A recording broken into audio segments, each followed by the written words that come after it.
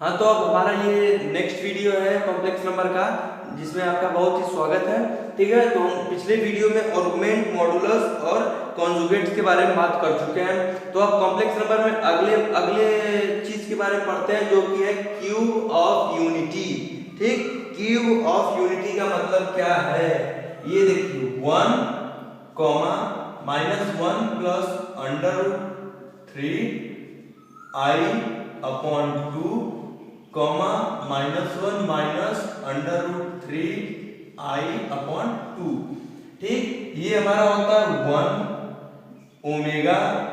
Omega square. ठीक है, इसमें जो 1 होता है, 1 को छोड़कर, ठीक है, इसमें जो 1 होता है एक ही वास्तविक होता है, ये ही बस रियल होता है, रियल पार्ट होता है। ठीक है, और ये दोनों, ये और ये मतलब वही हुआ। ठीक है, ये दोनों जो होता है इमेजिनरी होता है, इमेजिनरी पार्ट होता है। ठीक है, यही दोनों इमेजिनरी पार्ट होते हैं, और इनको इसको लिखते हैं 1, इसको ओमेगा से डिनोट करते हैं, इसको ओमेगा स्क्वायर से। ठीक है, और इसमें जो इन तीनों का योग होता है 1 plus omega square, 1 plus omega square का जो योग होता है वो 0 होता है। ठीक है, ये बहुत ही इंपॉर्टेंट है, इसको नोट डाउन कर लीजिएगा कि 1 प्लस ओमेगा स्क्वायर का जो योग होता है वो 0 होता है। ठीक है, और इसमें ओमेगा क्यूब का वैल्यू 1 होता है, ओमेगा क्यूब इक्वल टू 1 होता है। ठीक है, तो दे देता है जैसे ओमेगा क्यूब के पावर n। ठीक, इसका वैल्यू क्या होगा, तो इसका वैल्यू हमेशा 1 होगा। n जो है n इक्वल टू नंबर, कोई हो सकता नंबर हो सकता है, कोई भी नंबर हो सकता है। आपको इतना याद रखना है कि अगर उस नंबर में 3 से डिवाइड हो जाता है, 3 का मल्टीपल ये n है, तो इसका वैल्यू हमेशा 1 होगा। ओमेगा के पावर 3 का मल्टीपल आ जाए तो उसका वैल्यू 1 होगा। मैं बता दिया, 2 बार बता चुका हूं इसको।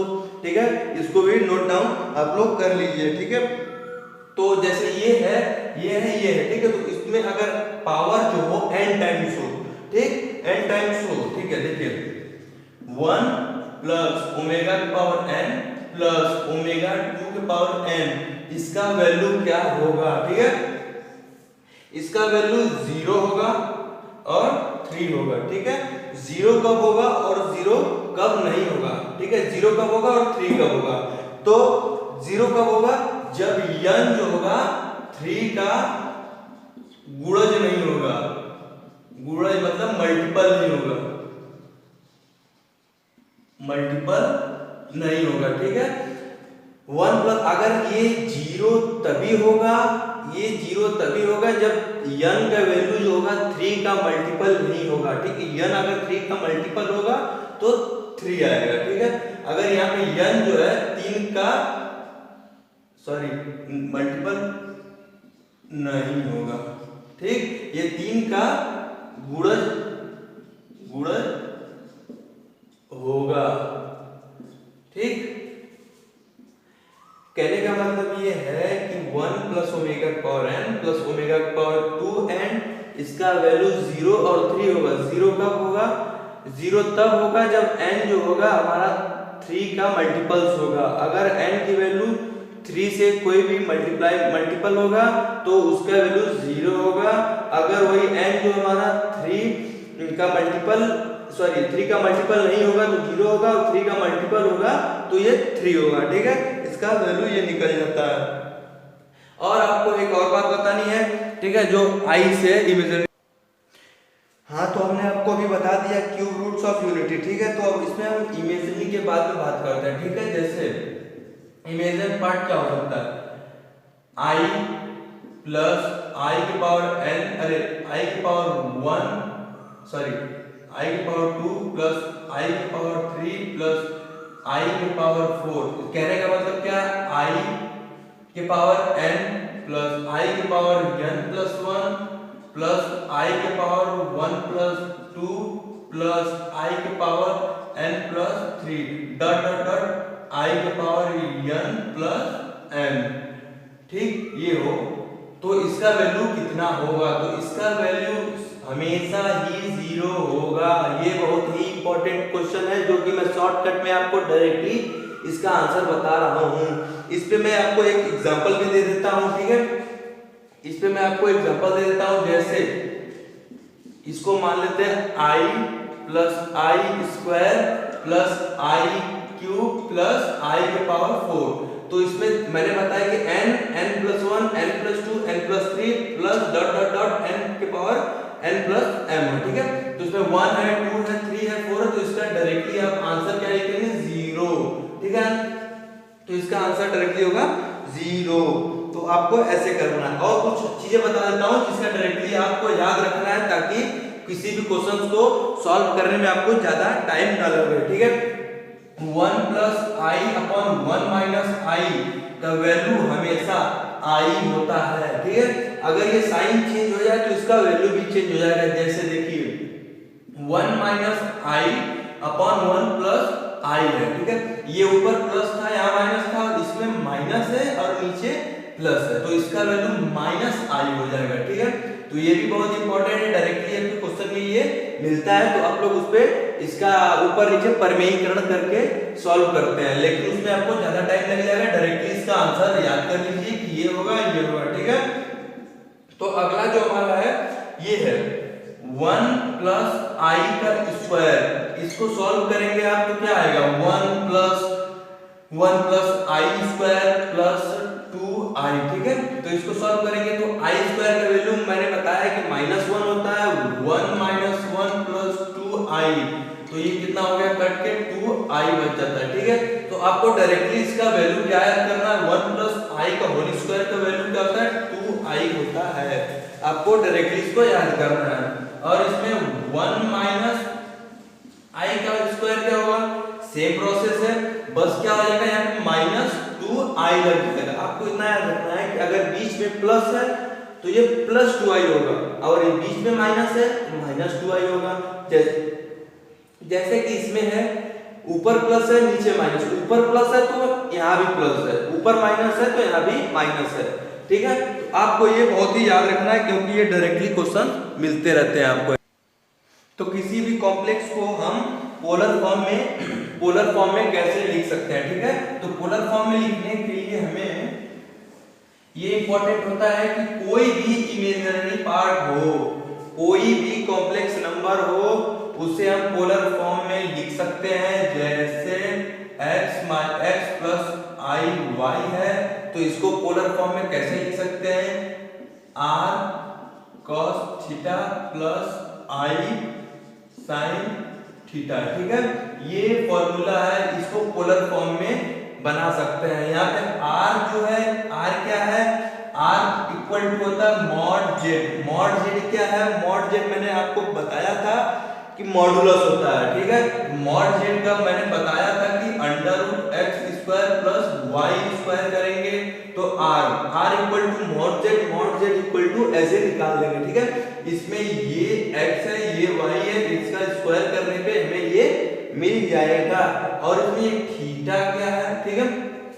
इसमें जो है थीटा इक्वल टू हमारा है, थीटा जो है हमारा कोणांक है, क्या है?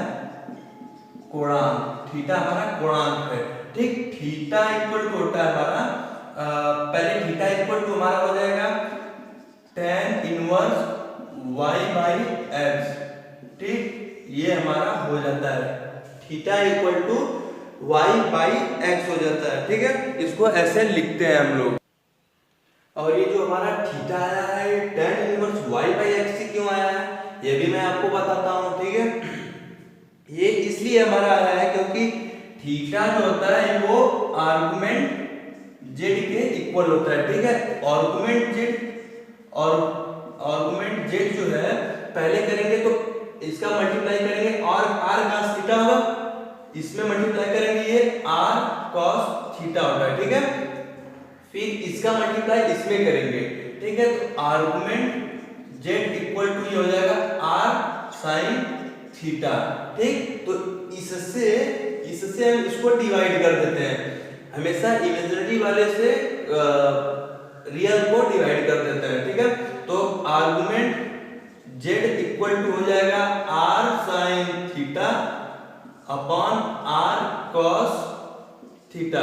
r से r कैंसिल हो गया, ये आर्गुमेंट z को हम थीटा भी लिख सकते हैं, तो थीटा इक्वल टू ये हो गया tan थीटा, ठीक है। और यहाँ पे थीटा क्या है हमारा, थीटा को हम क्या लिख, सॉरी tan ये r ये x होगा, इसको x करेंगे, ठीक है। और ये y है, देखिए ये x है ये y है, ठीक है।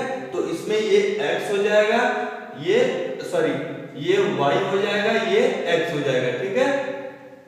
तो ये हमारा हो जाएगा थीटा की जगह क्या y बाई x हो जाता है, ठीक है, ये tan, ठीक। तो ऐसे ये tan inverse y by x हमारा हो जाता है, ठीक है। आपको ये याद रखना जरूरी। तो हम आपको अगला बताएंगे डी मॉर्वियस थ्योरम, ठीक है। अगला हमारा है डी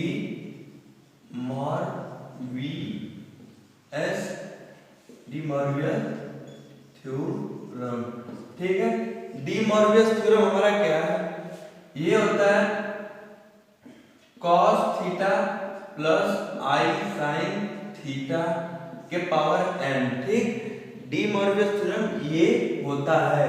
तो इसके अनुसार ये क्या हो जाता है, जब इसको ओपन करेंगे हम तो इसको डायरेक्टली हम लिखते हैं cos n theta plus i sin n theta, ठीक है। इसको डायरेक्टली ऐसे निकाल सकते हैं, ये हमारा डी मॉर्वियस थ्योरम है। और इसका एक एग्जांपल मैं आपको दे देता हूं, ठीक है, एग्जांपल दे देता हूं। एग्जांपल हमारा है इसका एग्जांपल हमारा है z equal to √3/2 plus i/2 power 107 plus √3/2 minus i/2 power 107, ठीक है। तो इसमें क्या पूछ रहा है, इमेजिनरी पार्ट क्या है, ठीक है। तो हमें बताना है इसमें व्हाट इज इमेजिनरी, ठीक। इमेजिनरी इसमें पार्ट क्या है हमें वो बताना है, ठीक है। तो इसको कैसे करेंगे, सिर्फ डी मॉर्वियस थ्योरम के उससे रूल से लगा देंगे, ठीक है। डी मॉर्वियस रूल से इसको लगा देंगे, ठीक है। तो ये हमारा r हो जाएगा, r इक्वल टू मैंने बताया था पहले z होता है, z इक्वल टू इसमें क्या होता है, देखो x इसमें भी सेम है, इसमें भी y सेम है, इसको 1/2 लिख सकते हैं, ठीक। इसको भी 1/2 लिख सकते हैं, ठीक, इनटू i कर सकते हैं। इसमें बस साइन चेंज है, ठीक। तो पहले हम x और y का वैल्यू सेम है, तो इसको ऐसे निकाल लेंगे √3/2 का स्क्वायर प्लस 1/2 का स्क्वायर, तो ये हमारा आ जाएगा 1, ठीक। तो r का वैल्यू हमारा जो है 1 आ गया। और ये देखते हैं cos थीटा, ठीक है। ये थीटा जो है ये cos थीटा कितने का वैल्यू होता है, ये होता है cos कितने का होता है, cos 30 डिग्री का वैल्यू होता है। और ये कितने का वैल्यू होता है, ये जो होता है हमारा sin 30 डिग्री का होता है, ठीक है। i sin यहाँ पे r जो होता है, r का मैंने यहाँ पे 1 r हमारा वैल्यू आया 1, तो 1 से मल्टीप्लाई कर दिया, ठीक है। i sin 30 के पावर 107, ठीक है। फिर उसके बाद बीच में प्लस cos, यहाँ भी 1 होगा r का value, cos 30 minus i sin 30 के पावर 107, ठीक है। तो अब इसको सॉल्व करेंगे। तो मैंने बताया कि डी मॉर्वियस थ्योरम के अनुसार n जो है थीटा के साथ मल्टीप्लाई हो जाता है, तो इसमें हो जाएगा cos 107 into 30 degree plus i sin 107 into 30 degree.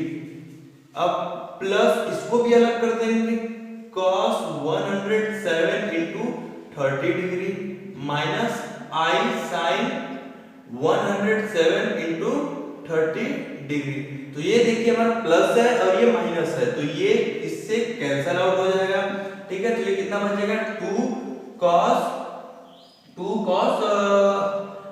107 into 30 degree. ठीक है, अब इसको सॉल्व कर देंगे तो हमारा इसका आंसर जो है ये, तो इसको सॉल्व करने में हमारा इसका वैल्यू जो होता है ये -1 आएगा। ठीक है, क्योंकि ये 182 इंटू cos 180 प्लस थीटा हो जाता है। ठीक है, तो ये -2 हो जाएगा इसका आंसर हमारा। ठीक है दोस्तों, तो हम अब अगले वीडियो में मिलते हैं कुछ नए वीडियो के साथ जिसमें मजेदार क्वेश्चन होंगे और इंपॉर्टेंट क्वेश्चन होंगे। ठीक है, तो आप हमारे चैनल को लाइक करें, सब्सक्राइब करें। ठीक है, और इसको शेयर भी करें। तो ये हमारा हो गया है -2, इसका आंसर आ चुका है। ठीक है, लेकिन इसमें क्वेश्चन में पूछा क्या, what is the imaginary part. ठीक, तो इसमें इमेजिनरी पार्ट 0 है। क्यों? क्योंकि इसमें जो ये इमेजिनरी पार्ट है वो कैंसिल आउट हो चुका है, इसमें इमेजिनरी पार्ट तो रहा ही नहीं, सिर्फ रियल पार्ट से रह चुके हैं। ठीक, तो इसमें इमेजिनरी पार्ट ये कैंसिल आउट होके 0 हो चुका है, इसलिए इसका आंसर जो पूछा है वो इमेजिनरी पार्ट पूछा है तो 0 होगा। अगर इसका पूछ देता कि रियल पार्ट्स कितने होंगे तो इसके -2 होंगे। ठीक है, तो इसका इमेजिनरी पार्ट 0 होगा। ठीक है, अगर दोस्तों मेरा चैनल आपको अच्छा लगा और मेरे पढ़ाने का तरीका अच्छा लगा तो चैनल को सब्सक्राइब करें और लाइक करें और शेयर करें और बेल आइकन को दबाएं। ठीक है, थैंक यू दोस्तों।